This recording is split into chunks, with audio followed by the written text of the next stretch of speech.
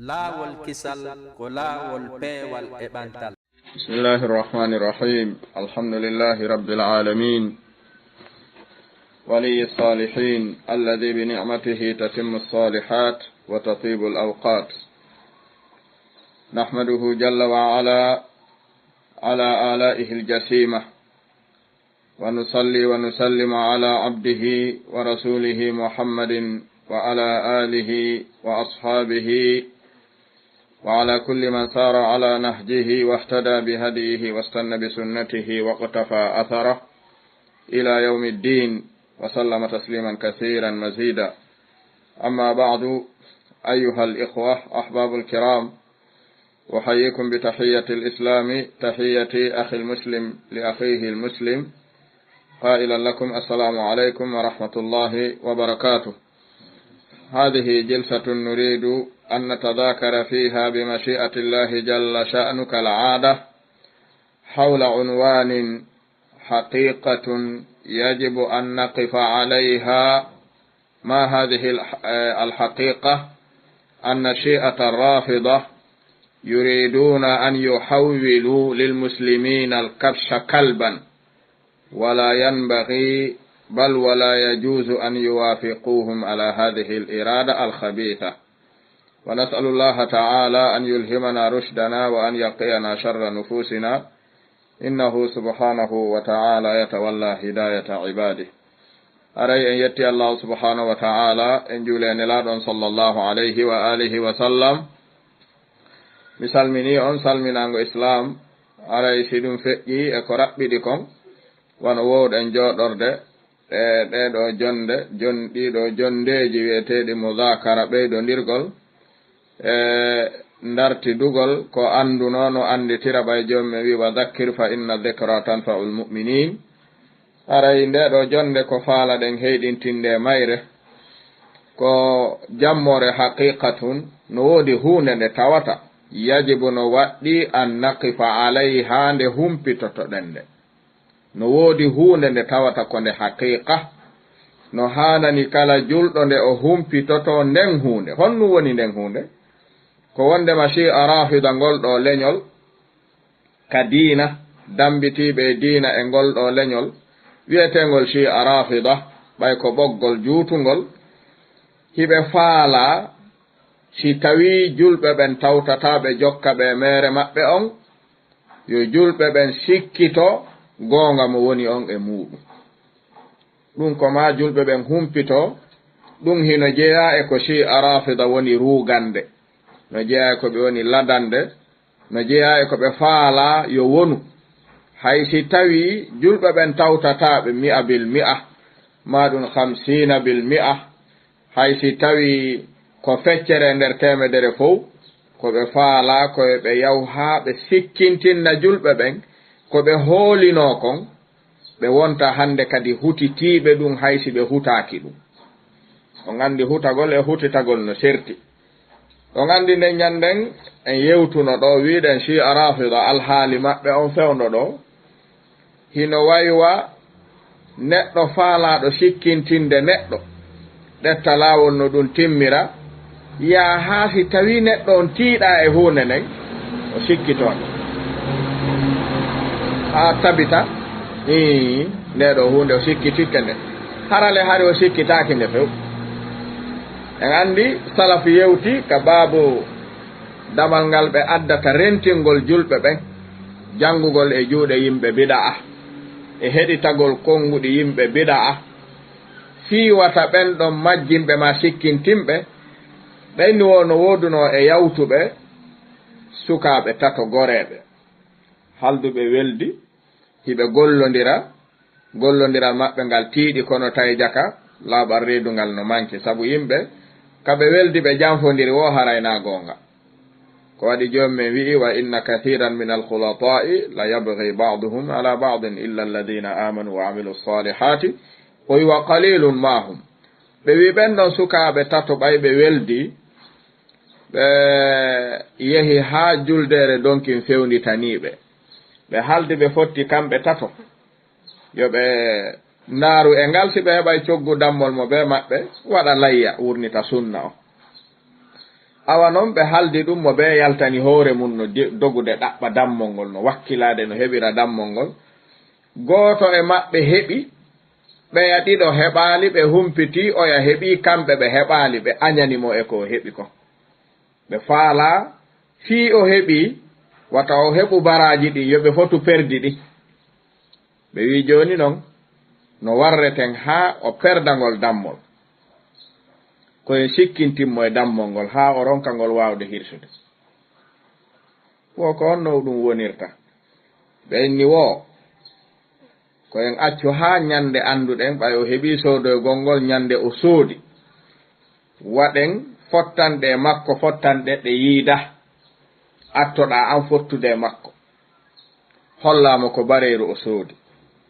ko bareeru o jogii ni ko ɗum o waɗata nduu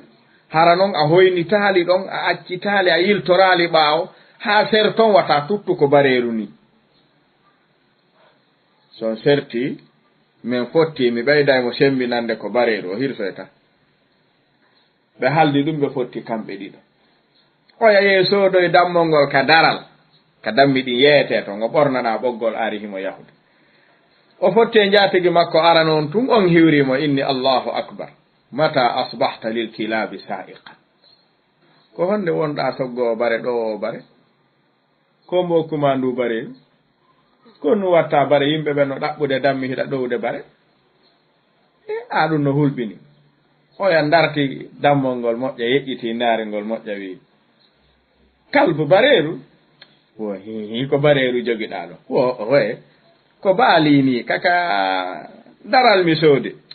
wo a ganda ko fewndi kon tigiri awa sa wii ko dammol ni haray a sendidira hakkunde bareeru e dammol ko bareeru ni min mi jiɓi tun hari ko mbo jonnuma ndu ko on to naɓata ndu wo ko bareeru ni jogiiɗo ɓoggol ngol sooduɗo o landiti o inni a kalbun haada a yi baɗa ya sukko ko bareeru ni o hi an haray mi annda naaru moƴƴa o memi wo bareeru ndi galaaɗi ay baɗa ya sukko oyawo ko bareeru ni kan awa gasi wo jooni noon sa wonti yeeyo bare hara meɗen haani anndude ɓay no woodi ko hawtuɗen wo a yahu tun jooni oya ɓay heɓii nde ɗo duɗɗande ka ɓernde o itti dammol ngol ɓaawo wattirngol yeeso ɗowgol ndaara ko bareeru ni bareeru ndu galaaɗi himo woola jooni kanko tun ka laawol oya kadi mo oya haldide o sakkiimo yeeso ɗon seeɗa jaɓɓoriimo inni allahu akbar mata sirta lil kilabi baayi an ko honde wonɗa yeeyo bare an ko mbo jonnuma ndu bareeru kon nu waɗata ndu a rentata ko ɗum waɗa ƴakke a anndi oɗo wattanimo ɗa tayle ɓe wonda o yehi ha wi awa ɗum no hulɓini andile haray ko bareeru ni kono noon bareeru ndu gala wo moodi ɓay naafimi ɗaynete naafimi wolantama woɗandi mi wolantama ko ala mo landiɗa o no andi ko bareeru ni mi anda tun an kon no yiruɗa ɗum wo ko bareeru ni wo ko bareeru kam ko ɗum si waɗɗen unwanu on si a rafida hakada yuriduna almuslimin an yuhawwilu alhaqa indahum batilan an yuhawwilu lkabsa kalban ɓe faala wattande ɓe dammol ngol ka faamu maɓɓe ko bareeru ni oyale seeraale e njatigi mum ɓe pooɗi ɗon haa o yawi a waccumi accita ndundu yaha o firti ɓoggol ngol ka daande o acciti dammol ngol ngo yaari sudan hino yaade himo huti siko bareeru ni himo huti kadi siko baali ni kono ɓayri ɗi fof wowli o acciti dammol ngol ngol yehi o waawali hirsude ngol kas donkin ɗo si a rafida ko ɗum ɗo faala e julɓe ɓe ko ɗum si ɓe naatay ka defte yimɓe sunna ko yimɓe sunna ɓe faala sikkintinde ɗen wasi yo julɓe ɓen yo ɓe rento heɗitagol ko rafida wolta yer kala marɗo mustawa rafida faala yo ɓe yewtidu yo rafida wowlir defte mum ɗe yimɓe sunna yo wowlir defte mum ɗe ko waɗi yuriduna an yuhawwilul kabsha kalban ɓe faala wattande en ngaari baali ko bareeru na ngaari baali. On anndi noon si tawi ɓe hewtiniiɗon julɓe ɓen hay julde nden ɓe sikkitoto ko ɗum son yi'i hiɓe noddana ziwajul mutaa o zina hiɓe sikkintinna e sahihul bukhari ɓe sikkintinna e sunna hiɓe tukka sahaba hiɓe heferɗinna sahaba ɓe fecca sahaba ɗiɗo fof ko fiyo julɓe ɓen hewtu e martaba tahwilul kabshi kalbani indahum ɓe yaha ɓe ya baali no ɓorna ko kamɓe soodingi addi ɓe sikkitosi ko baali ni ni ɗum no hulɓini diina ka joomi men jonni en kam wona sikkiteteka wata goto sikkintin en haray ko ɗum waɗi si ardinɗe nde ɗo ardinande hadihi haqiqatun yajibu an naqifa alayha nde ɗo ko hunde nde hanuɗen ƴellitade humpitoɗen tawi jaɓanɓe koɓe wowlanta en e defte meɗen kala koɓe landi en ka defte me en ara ko deftere sunna hiɗen mari jawabu ɗum ka shamse fi zahirati nahar kono ɗe renti kamɓe kala koɓe landa ka defte maɓɓe ɓe ala wadde taharikul lisakinin ɓe ala dillinde deƴuku sina ɗum en landinoke ɓe ɗo lande ka usulul kaafi ha hande tan ƴini ɗen jawabu majje arali taw en landinoke ɓe ɗo lande ka biharul anwar ɗeɗole ko neneje maɓɓe ni ko ñaneni ka maɓɓe ko maraji kono ha hande ɓe heɓali ko ɓe jaabo ha joni ɓay ɓe jokki sikkintingol sen gayni jaabagol mo ko landiɗo kon kanko rafidijo on en addu e bisnillahi ta'ala heyɗintinnen ɗeya lande kadi ha joni ɗo ɗen humpa ko honɗum ɓe mari ko ɓe jaabo e ɗen ɓayno woodi ko ɓe faala humpitade e defte goɗɗo kono noon si neɗɗo wattali hakkil ronka yi'ude bantan e yitere muɗum o yi'a lojol e yitere ɗimmo makko ɗum ɗon ko gacce bonɗe noon haray ko woni sabu nde ɗo jonde ko shi'ajo goto rafidi ko andirɗen ɗum ko landal makko ngal e golle makko ɗe ɗum no jeeya e shi'aruji maɓɓe tashkikul muslimin sikkintingol ɓe sa yi'i himo ɗetta ka sahihul bukhari wondude e jantagol mujallad wondude e jantagol safha wondude e jantagol raqmul hadith wondude e jangugol hadith on firaka ɗengal pulal ko sikkintingol fulɓe fuuta julɓe ɓen e ko ɓe hooli ko joni noon en faalete fittude on jilɓayemo o jogi si en gayni landoɗen mo landal o jaabongal julɓe fulɓe fuuta ɓen fof ɓay koye pular o wowli so jaaboyaki ɗum laaɓanay julɓe ɓen ko bonnugol diina julɓe ɓen ɓe faala mafu haray ɗum ɗon en nanida e joni bismillahi ta'ala yewtere kanko rafidijo on ko landi kon julɓe ɓen o sappini ɓe o habbiti jawab jaaboɗen mo e muɗum wa min allahi nastamiddu at-tawfiqa was-sadad wa bihi nasta'in wa man bi khayrihi ista'ana la yu'an wallahu ta'ala ala wa alam heɗitoɗen ko landoto kon wawen fawde ɗon jaabawol ngol bismillahi ta'ala. Assalamu alaikum wa rahmatullahi wa barakatuh. Haray musidɓe amin faala en ƴeewu seeɗa ka sahihul bukhari hiɗe mari toon hadis mo duwaɗen taskade fi muɗum moƴƴa haray hadis on no maldini seeɗa ɗum ko ka on mujallad tataɓo ka page 439 ka page 439 kitabun nafaqat hadis on ko 5355 comme hadis on wiwɗen ɗo wondema e filli hadis on immorde e Abu Hurayra hadis o wiiri haddathani Abu Hurayra yeetilam radiyallahu anhu qala an-nabi sallallahu alayhi wa sallam Abu Hurayra wi'i wondema annabijo meɗen yeetimo afdalu sadaqa ko ɓuri moƴƴude e sadaka fof ma taraka ghina koko acci ngalu wal yadul ulya khayrun min al yadi sufla jungo wontiringo dow ngon no ɓuri moƴƴude jungo wontiringo ley ngon yaani okkowo on no ɓuri moƴƴude okketede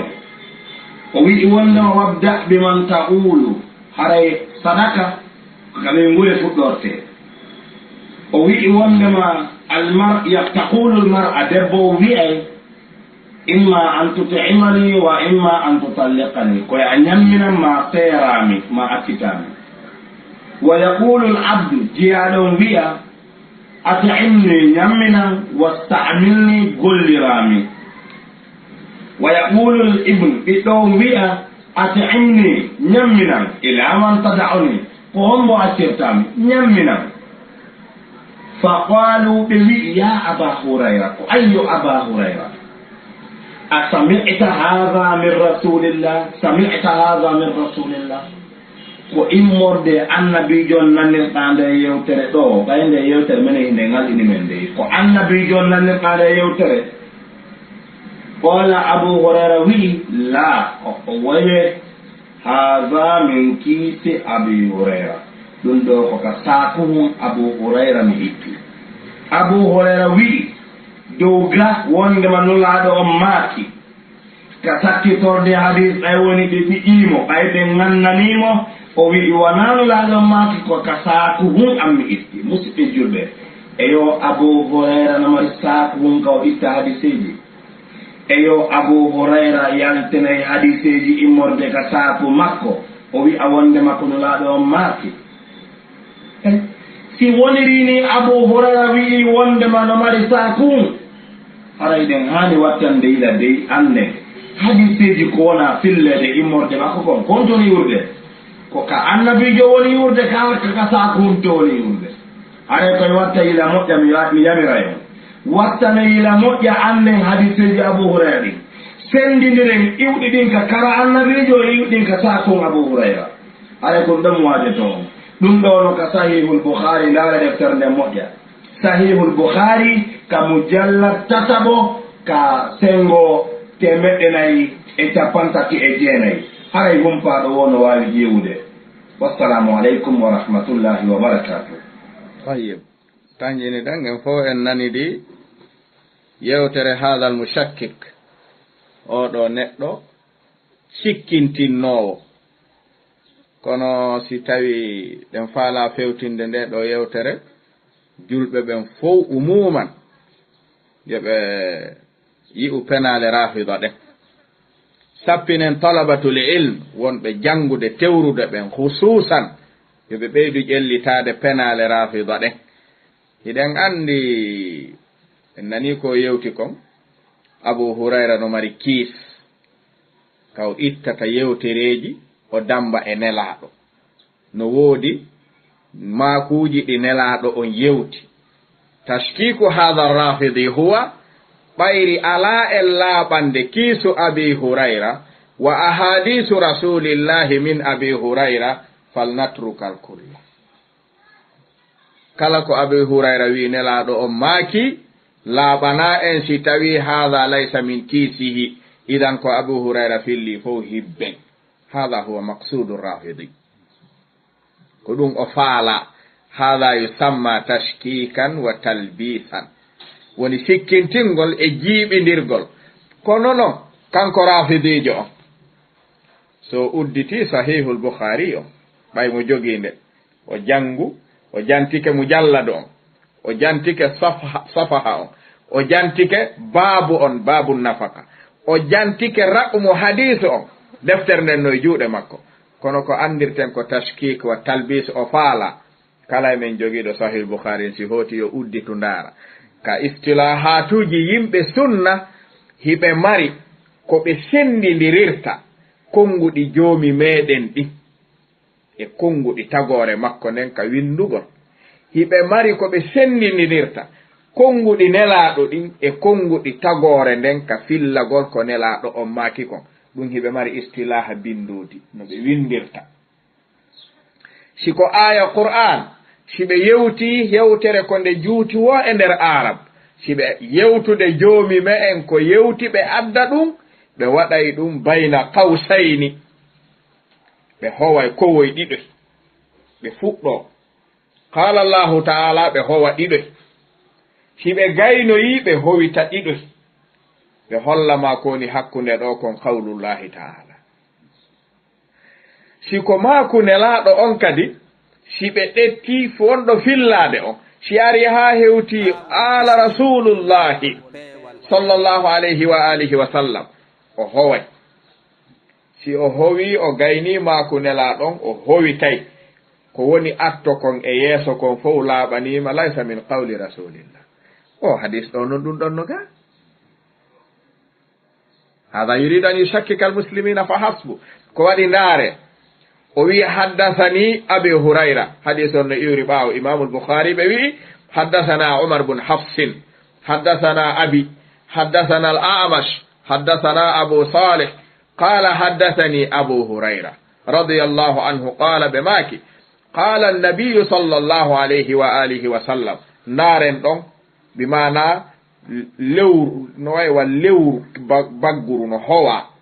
maako nelaɗon ka fuɗɗi ɗon afdalu sadaqa ko ɓuri moƴƴude sadaka ko neɗɗo ittata ma taraka ginan koko acci ngalu haranaya fiɗɗu ko marɗa fof wonta torotoɗo ma taraka ginan hara ko ya okku heddina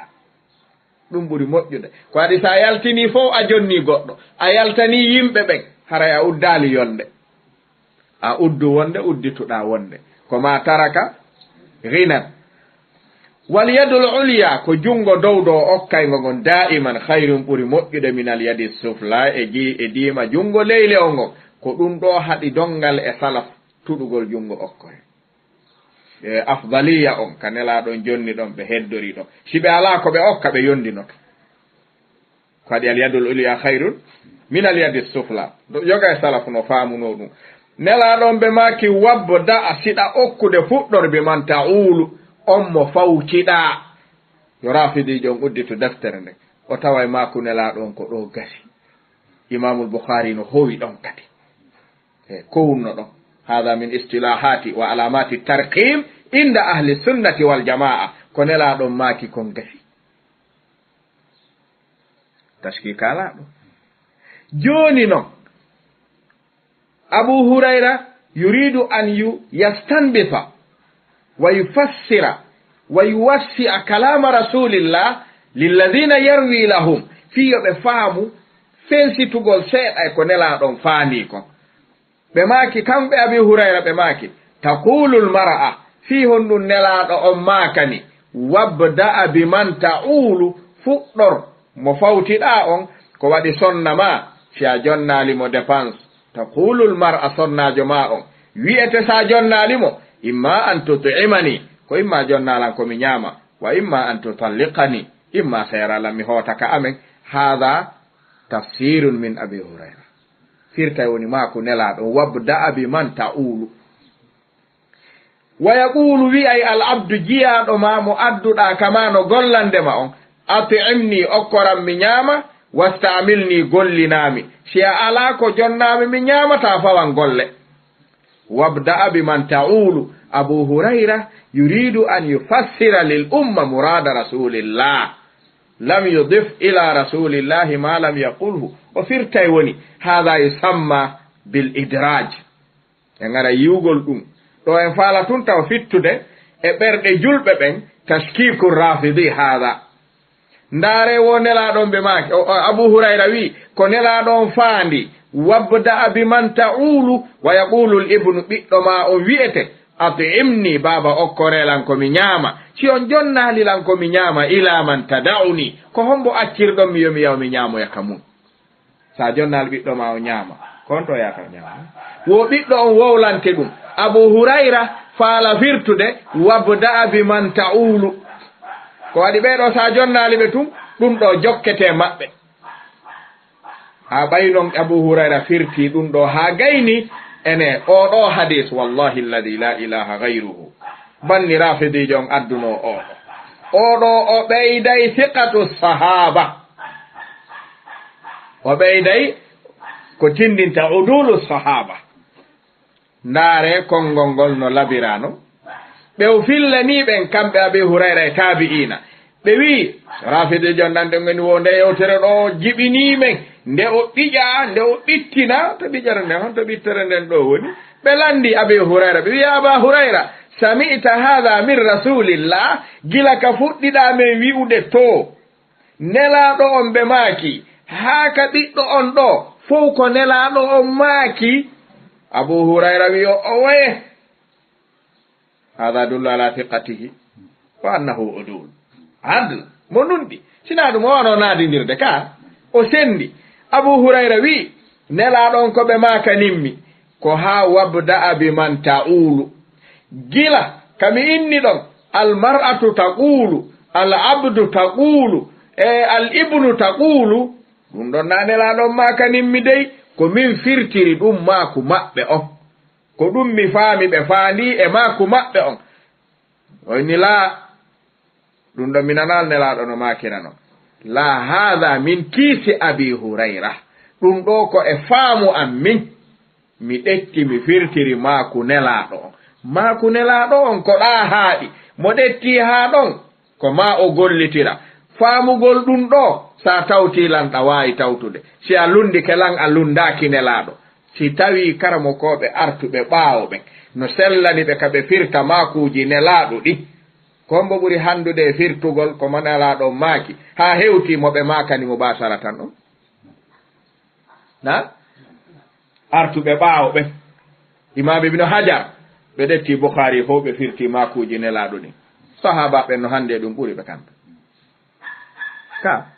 imamu Nawawi ɗetti sahih Muslim firti foppu ko nelaaɗon maaki kon ko ɓe faami nelaaɗon no faandi kon sahaba ɓen ɓuri ɓe handude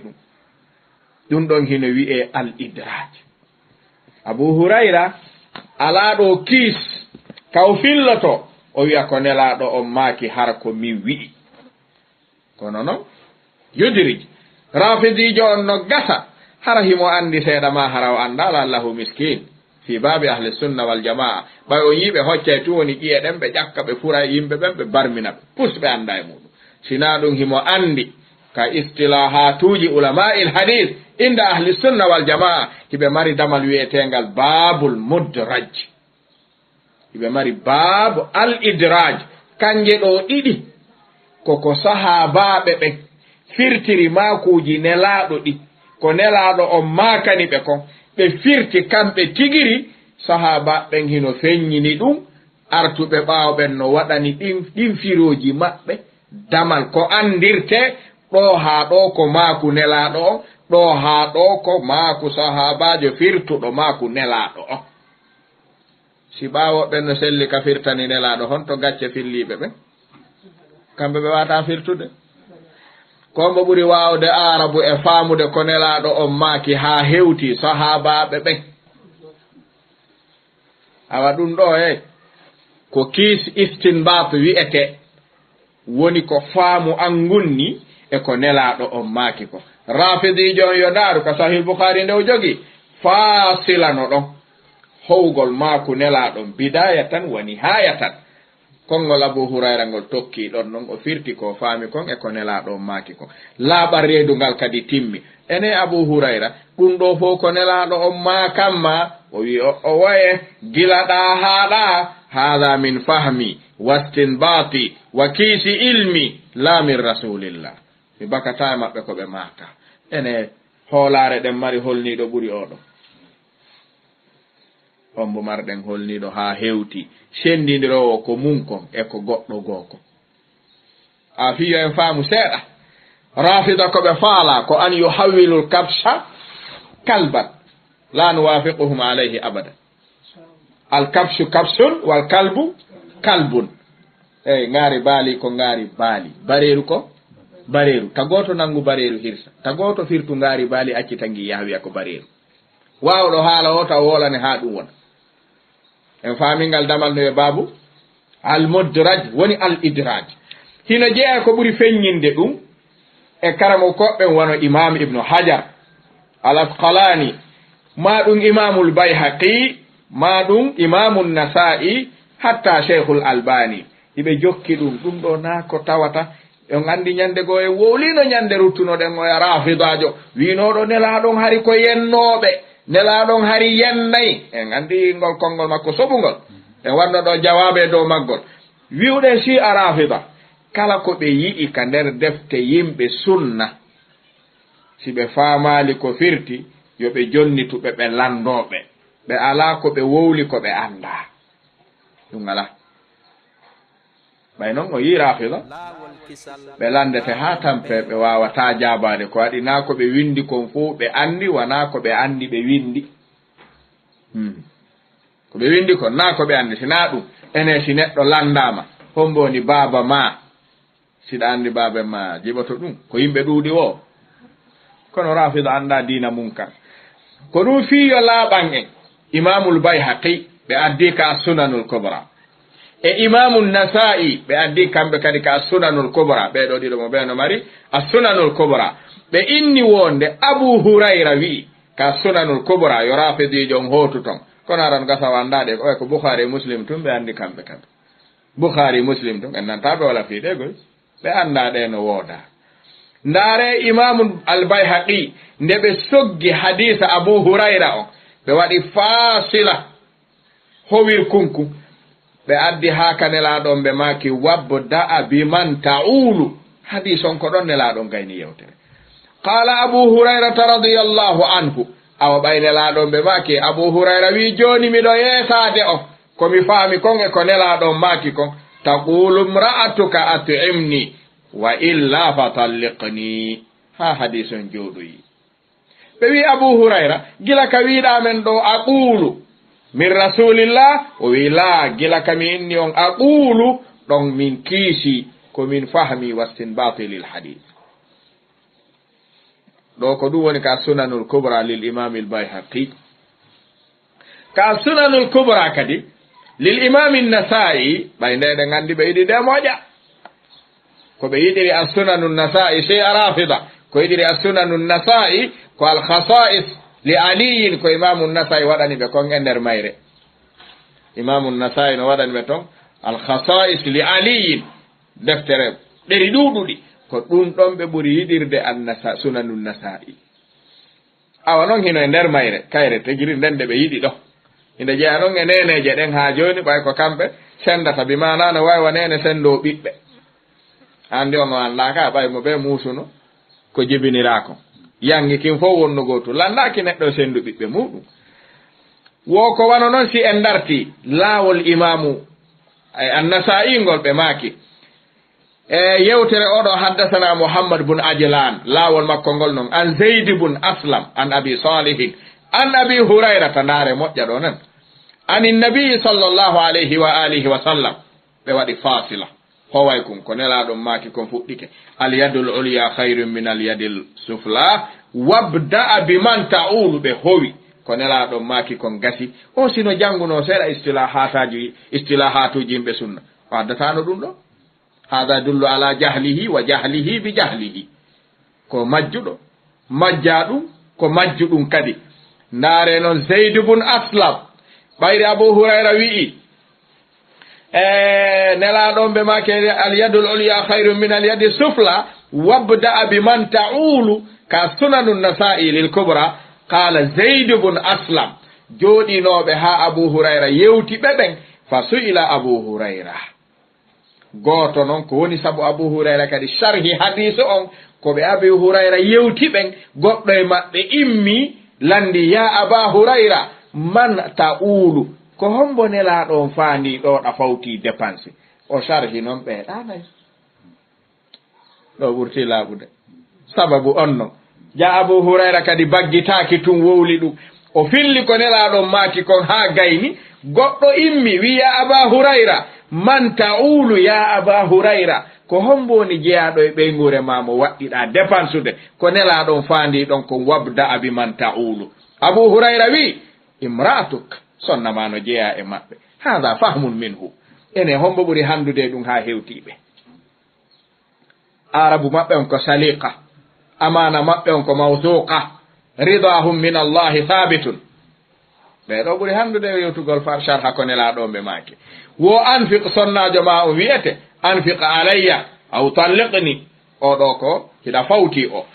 ko wano noon kadi wo wa abduka yaqulu maccuɗo ma o wiye at'imni wastamilni ñamminan si gollitirami wabnuka yaqulu ɓiɗɗo ma on wiyay ila man tada'uni ko hombo accirtalan si on okkorallan komi ñama baba en idan hada tafsirun min abi hurayra lil hadithi lamma su'ila anil muradi bil hadithi famal aru alayhi summa fassara wa bayyana nde landa Abu Hurayra ɗum ɗon kadi ko nelaɗon nanirɗa o woye min mi dambata e nelaɗon komi nanirali ɓe dey ko ɓe maaki kon mi yewti on gati ko oɗa landilan ko honɗum ɓe faandi komi yewti ɗon kon ko faamu an on e maako nelaɗo on gacce no jokki o sahabajo ɗo o kisi ɗo no laaɓi rafida kala ko ɓe yii ka defte men eyi ɓe faamaali yo ɓe arte wona en dogoɓe mas'uliya en jibina arto wiyenaɗo o jeeya na ɓiɗɗo anni o jibinɗa eyi jibinɗa si artirama ko ma ko satti o wi ko min jibin mi woni baba makko ka kono doganta mas'uliya mo jibinɗa yimɓe sunna hula ɗum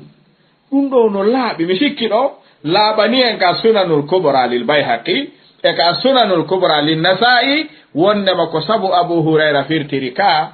rafidijo on yo sorto e noppi yimɓe ɓe imo inne o awasi tawi Abu Hurayra no mari kiis ka yaltinta hadisejo o we Abu Hurayra no mari kiis ka firtirta hadisije ɗen wano karamokoɓe meɗen e karamokoɓe rafida mariri kiis no firtirta makuji nelaɗo ɗi ɓe hawrita ma ɓe ronka hawritude kono kiis no buwa ko nelaɗo tun jogui kum saku jungo natata e kum famike seede mu'um naare moƴƴa rafidijo on artirenmo ka sahihul Bukhari yo dartu moƴƴa bindi ɗin ɓaymo jangude nde imamul Bukhari istilaha maɓɓe on kamɓe moɓe gollitiri on ko nuktatul intiha ɓe toɓɓani maku nelaɗo hada la yahtamilu illa anna al kalama intaha ka alamatu tarqib ndaare yo udditu deftere nden kadi o narta ɗimmum ko waɗi o jangi ko faamagoy o faamali wonde nelaɗon ɓe maaki wabda biman ta'ulu ka sahihul Bukhari yo uddito ndaara nde imam nelaɗon ɓe maaki afdalu sadaqa ko ɓuri moƴƴude e sadaka ɗon no howa ma taraka ghinan wal yadul ulya khayrun min al yadi sufla wabda biman ta'ulu ɗon ko nuktatul intiha imamul Bukhari toɓɓiɗo haala gasi taqulul mar'a Abu Hurayra ko landano kon woni jaabade landiɗo o ɓay ko hewtuɗo kadi ma hallul ijtihad si o maaki maku nelaɗo o landama ko honɗum faamuɗa e ɗum mo wawi wide mi fillike komi faama na an karmo koma sa yiwi kamo gariyaka ɓe jannata ɗo ko landiɗaɓe ɓe ni mi anda ɗum dey ɗon mi faamali ɗum dey e ɗettu tun ƴeeɗen moodi mi faamali ɗon janggen tun ene ɗo no janggo alay an ko honɗum gadduma ko faamugol ka ko janngugol tun ko landiɗaɓe o ɗon mi faamali dey ene mo juuli yeggiti tawi on usaden ko honno waroto mi anda ɗum yo waɗir no yiri o kono faaliraɗa o kadina mi anda min mi mutaki goy ɗo no jange kisi kombo ɗon ɓuri hanude firtude ko nelaɗon maaki kon ɓuri longinaɗo on ala ko ɗum si imam ibnu hajar alladi fataha sahih al Bukhari imamu Shawkani rahimahullah nde ɓe wuuri ha taliba ɓen tawi yi'i annahu sara min ahli l ijtihad ɓe sharhi defte ɓe sharhina oɗo naylul awtar lil imam Shawkani ɓe waɗi tafsirul Qur'an fathul qadir aljami'u bayna fannayi riwaya wa diraya kamɓe tun waɗi ɗum nde ɓe gayni nden ɗon taliba ɓe ngari wi ya imam ya cheikhana ya ustaduna ɓe makinama wo meɗen faala yo on waɗan en sharhu sahih al Bukhari walaw basitan imamu Shawkani ɓe maki subhanallah kayfa nashrah al Bukhari ɓe wi sahih al Bukhari daynun ala al umma قد أدى هذا الدين عن الأمة ابن حجر كفانا به بما لا هجرة بعد الفتح ولا فتح بعد فتح الباري تقول شرح صحيح البخاري شرح تدو أدى تاسب ابن حجر وديكم من شرح تاندين ليولي بيرون عندي ده كجيبوا ما صحيح البخاري و اتوها فتح الباري هوتاك ابن حجر لم يترك شاردا إلا أوردها ko miijotoɗa wo e muɗum a taway hino nder to ndaare ɗo imam ibnu hajar ɓe maaki ɓe sarhude hadis o fi yo rafidijon ɓeyɗo yo accu ƴakkugol ɗo e ƴi e fura yimɓe ɓe yo yahu ka defa ha ɓendi tongo mama andi si neɗɗo wi ko ƴiye wurata ɗangurɗango juute loppanelan ƴiye ko ɗum mi faala wurude ko seeɗa ñamata ma e woni ɓendundi no woodi hino fatul baari imam ibnu hajar ɓe maaki wo ka abu hurayrata wi'iɗa la hadha min kiisi abi hurayra wo hi wo waqa fi riwayati ismaili almadhkura ari e riwaya go ɗiɗi adduɗen to nde abu hurayra wajori hadis on ha gayni ismailiyu wi'i qaalu ɓe landino ya aba hurayra shay'un taquluhu min ra'yika aw min qawli rasulillah sharhu ko adduɗa ɗo kon fi debbo on e ɓiɗɗo on e maccuɗo on no jeeya e ɓeygure neɗɗo on ko nelaɗo nanirɗa ɗum ka ɗum ko haala ma ko an faami ɗum abu hurayra wi hada min kiisi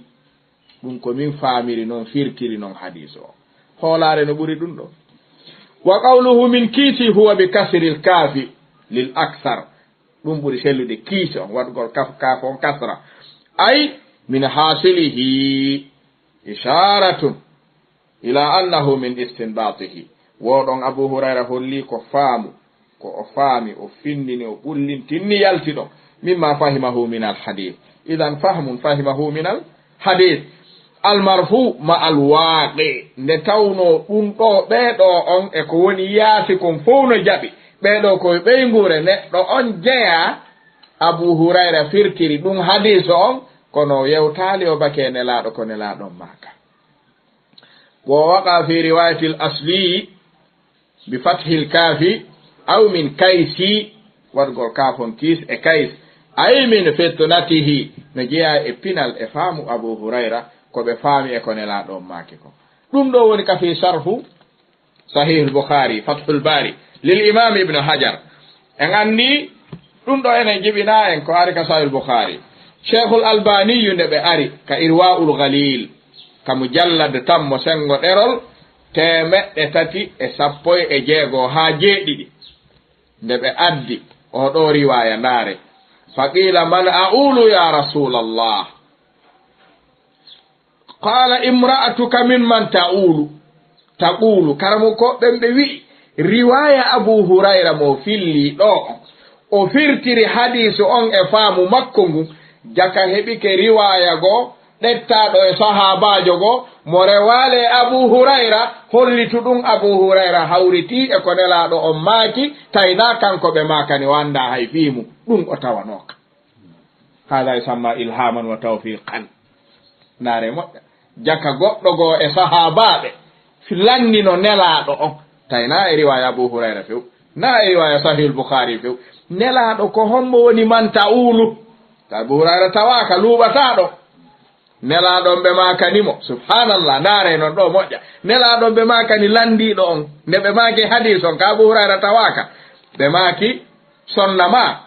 ino jeeyama mimman ta'ulu ko waɗi sa ñamminalimo inna e at'imni wa illa fariqni kama qala abu hurayra nafsan si a ñammintalan accitan wa jariyatuka korɗo ma on ayi abu hurayra addi maccuɗo ma on nelaɗon jaabiɓe to korɗo mum on taqulu wi at'imni ñammina wastamilni ma gollinami noon wa waladuka ɓiɗɗo ma on yaqulu wiyete ila man tatrukuni sa jonna Allah mi ñaami ko mbo accirtami nelaɗo firtanino ɗum tawanoɓe ñande go jaka abu hurayra ɗetta o mako e nelaɗo direct ko tawanoɗo e nelaɗo jonni mo abu hurayra nelaɗo firtiri hadisu on abu hurayra firtiri ko nelaɗo on o ɗettali e maɓɓe o hawrodiri kadi e maɓɓe honto gacce ɗe woni ko ɗum si tawi oɗo riwaya dambaɗo e nelaɗo firtirgol ni ko riwaya mo rewale abu hurayra nde waɗi abu hurayra nde faami ɓeɗo no jeeya ɓeygure neɗɗo on o firtiri noon kadi wondude ɗum ɓe landa kamɓe abi hurayra ene ya aba hurayra a samita hada min rasulillah ko yewtuɗa ɗo abu hurayra wi la hadihi ziyada ndeɗo ɓeydare na e nelaɗo mi itti hada min kiisi abi hurayra ɗum ɗo koye faamu abu hurayra iwi firtugol hadis o tawi woɓɓe landinoke nelaɗo firtirino kamɓe ɓe addi maccuɗo badal ka korɗo abu hurayra addi maccuɗo badal ka korɗo nelaɗon gollitiri korɗo Abu Hurayra gollitiri maccuɗo tawi Abu Hurayra tawano kaɗa yeetaka ɗum kono ɓayri faamu ngun fof ko joomi men faala kon faandi en yippiyondirali honto ayiɓe en woni ɗo yo hotu ka irwaul galil li cheikh al albani fi tahrij ahadith manari sabil haray ɗo kadi laaɓana en haray almuhim ko ɗum ɗo faala ɗen yo faame jaka rafidijo on banni o porgituno ɗum ɗo ɓeydi en laaɓande sahabaɓe ɓen kulluhum udul ko waɗi mo tewata ko fena mo suuɗata goonga ko holniɗo Abu Hurayra firti maku nelaɗo o firtumo tawi kadi nelaɗo on firti on maku maɓɓe hawrodiri e ko firti kon tawi o anda o landale ɗum ɗon a nanirno ɗum nelaɗo yeetiɗoma o wi'i naniri ɗum nelaɗo o wiya owe ko haɗami humpiti nelaɗo on maki leyga komin kiisi komin firti aynal ayb si ɗum ɗon gasi ɓay o ɓannani en sahihul Bukhari kanko rafidijo ko ɗum ɗo woni ko jaabiɗen mo ɗum ɗo ino wawi ndiyan ley feto na defte maɓɓe ɗen ɗaɓɓeten ko jaaboren ko karmokoɓe men ɓen wowli ko mi sikki en natali ka maɓɓe fi jaabagol ɗum ɗo ka mi sikki ko imamul Bukhari imam ibnu Hajar cheikhul Albani imamul Nasa'i imamul Bayhaqi mi sikki ɓeɗo fof ko yimɓe sunna ka wallitorɗen konguɗi muɗum e riwayaji mum jaabagol ko rafidijo on sappi landi kon ɓe landinoɓe lande ka usulul kafi lil kulayni ha joni ɓay hiɓe landade ɗen lando usulul kafi lil kulayni feƴƴinɗo 119 fergu nelaɗo Muhammad ibn Yaqub al Kulayni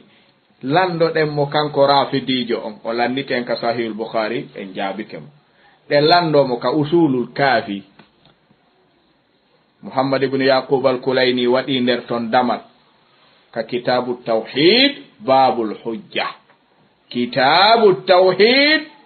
kitabul hujja ande waɗi kitabu tawhid ñanan o naaditi e nder kitabu tawhid on kitabul hujja o faami al a'immatu humul hujja ala nnas o soggi nder ton ha landino ɗum oya mo ɓeyduno ko hujjatul islam wal muslimina maɓɓe o jaabanoki oya suka arnoɗo tokkiti ɗon ɓe ɓe sonkude goɗɗum yoɓe deƴƴu kala ko ɓe wolata fewn ɗo ɓe jaabano en ɗum ɗo ɓayi si ɓe yii ɗo kadi ka sahih Bukhari maka muslim kala deftere sunna ko ɓe faamali yoɓe addu ɓe lando karamo ko ɓe jaabike ɗum enen en ala o muskila la nafirru min al mas'uliya en winda ko en anda ɗe gandi ko winda kon joni noon Muhammad ibn Yaqub al Kulayni waɗi ka usulul kafi ka kitabul hujja o wi annal a'immata almamiɓe maɓɓe ɓen